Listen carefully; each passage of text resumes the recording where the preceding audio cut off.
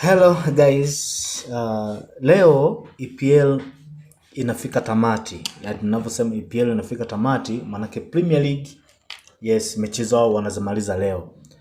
Sasa leo nitakuletea uchambuzi namna gani unaweza ukatabiri leo kupitia hii EPL na ukapata walau kidogo chochote kitu. Sasa njia pekee ambayo nitaitumia kukuelekeza hapa, naomba tu unisikilize kwa umakini sana, kwa sababu nakwenda kuingia deep. Nitakueleza kwa undani zaidi leo, na hata hiyo njia nitakaye kuelekeza leo unaweza kutumia hata kwa wakati mwingine, lakini hii kwa ajili ya leo ninatoa kama ni special, kwa sababu huwa mara nyingi sielezagi siri za undani sana kuhusiana na hizi ligi. Sawa? Hapa nadhani utanielewa vizuri sana. Tazama hapa, acha niingie moja kwa moja kwenye hii flash score, tukazitazame sasa hizi mechi za Premier League. Sawa, tuzitazame hizi mechi za Premier League. Guys, kama wewe ni mgeni kwenye channel hii, mimi naomba uweze kusubscribe na kugusa alama ya kengele ili uwe wa kwanza kuweza kupata notification pindi nikipost video nyingine, utakuwa wa kwanza kuweza kuipata. Lakini pia kwa wale ambao wanahitaji mawasiliano yangu, basi mawasiliano yangu mimi ni 0622042809, yani alama ya kujumlisha 255 622042809. Hapa utakuwa umenielewa vizuri kabisa.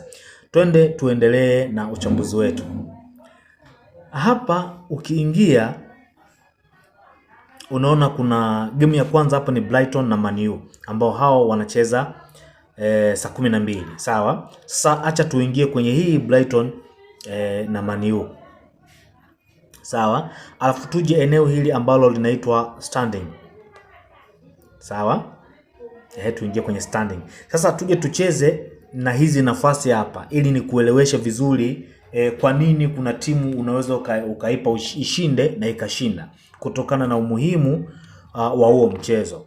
Kwanza ujifunze kutambua umuhimu wa huo mchezo mtu unayempa ashinde. Kwa mfano hapa kuna huyu Arsenal ambaye yeye tayari hapo hana mpinzani hapo.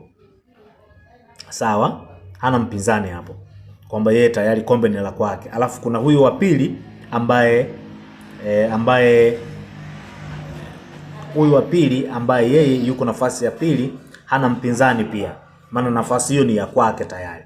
Alafu kuna huyu Man United, yes, hana mpinzani, nafasi hiyo ni ya kwake tena. Kwa nini ni ya kwake? Kwa sababu hata kama wengine hao watashinda hawawezi kumfikia Man U, maana yake nafasi tatu za juu tayari wamekaa wenyewe. Halafu kuna hii nafasi ya 4 ambaye ndiyo Aston Villa.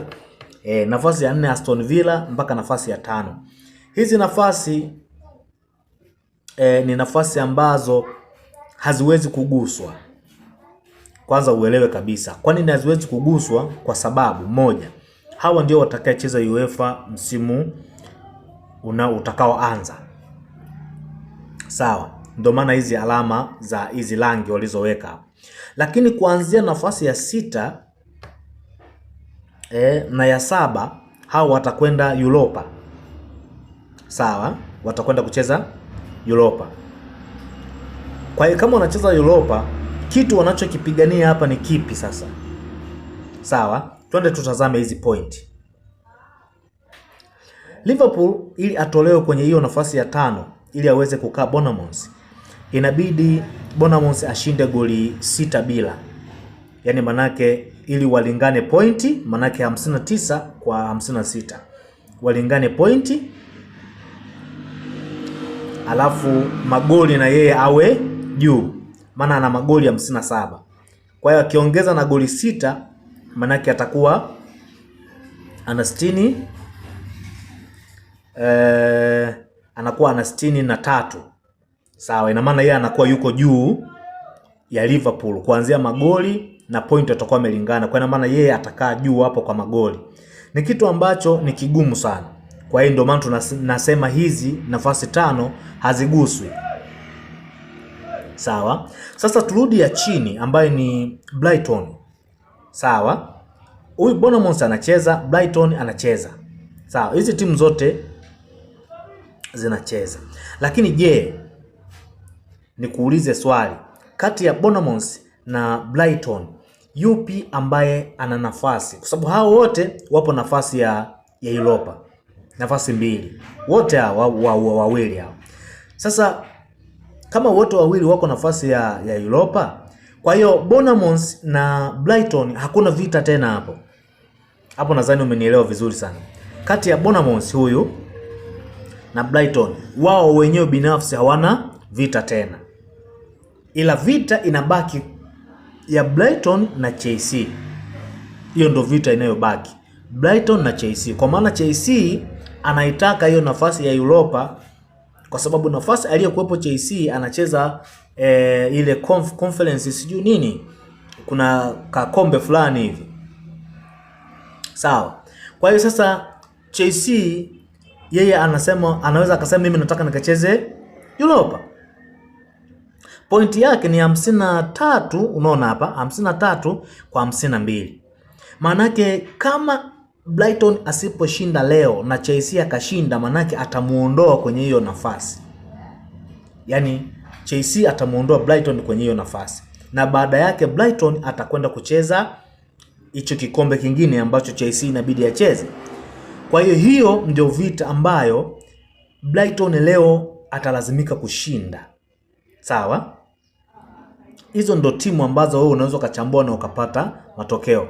Mfano hapa ukimpa Brighton ashinde leo, maana yake Brighton atatumia nguvu zake zote kuhakikisha anapata matokeo, hata kama ni ya goli moja. Kuhakikisha anapata matokeo ili aongeze point awe na 56. Halafu Chelsea na yeye atatumia nguvu zake zote kuhakikisha anapata matokeo leo, walao afikishe pointi 55. Sawa. Kwa hiyo hawa wanaombeana dua wao kwa wao. Sasa hawa wanaombeana dua wao kwa wao ndio unaweza ukawapa ushindi. Yaani maana ukampa Brighton kushinda na ukampa Chelsea kushinda. Sawa? Brighton na Chelsea ukawapa kushinda. Halafu huku bondeni sasa, huku chini huku kuna West Ham na kuna Tottenham. Hapa kuna West Ham, kuna Tottenham. Huyu Spurs ana pointi 38, alafu West Ham ana pointi 36. Magoli Spurs amefunga magoli 47, ambaye West Ham amefunga magoli 43. Maana yake ni nini? West Ham akishinda mechi yake anakuwa na pointi 39. Ina maana atakuwa juu ya Spurs, ambaye Spurs ana 38. Kwa hiyo Spurs leo hawezi kuruhusu kufungwa, kwa sababu akifungwa tu na West Ham akishinda, maana yake yeye Spurs ndo atashuka daraja badala ya West Ham. Na West Ham na yeye anasema mimi natakiwa nishinde mechi yangu ili linaweza likatokea lolote lile, kwamba Spurs anaweza kadondosha point au akafungwa. Sasa Spurs anahitaji sare. Akipata sare manake anakuwa na 39, na hata West Ham akishinda naye anakuwa na 39, lakini Spurs atakaa juu kwa magoli ya kufunga. Yaani Spurs ana magoli mengi aliyofunga, yani 47.